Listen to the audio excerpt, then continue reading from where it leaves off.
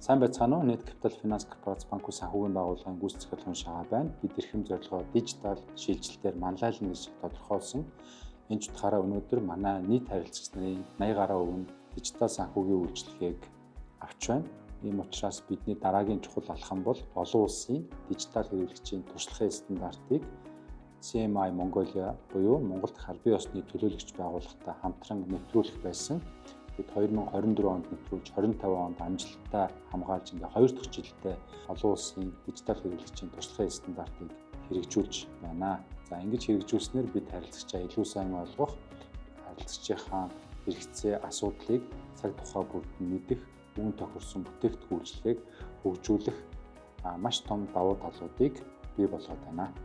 Тэгэхээр бид цаашдын 3 жилийн стратегийн төлөвлөлтөндөө яг энэхүү стандарттай холбоотойгоор болон харилцагчийн туршлагыг дэмжих зорилгоор нийт төлөвлөлтийнхөө 37% нь зөвхөн харилцагчид чиглэсэн үйл ажиллагаануудыг төлөвлөсөн байгаа.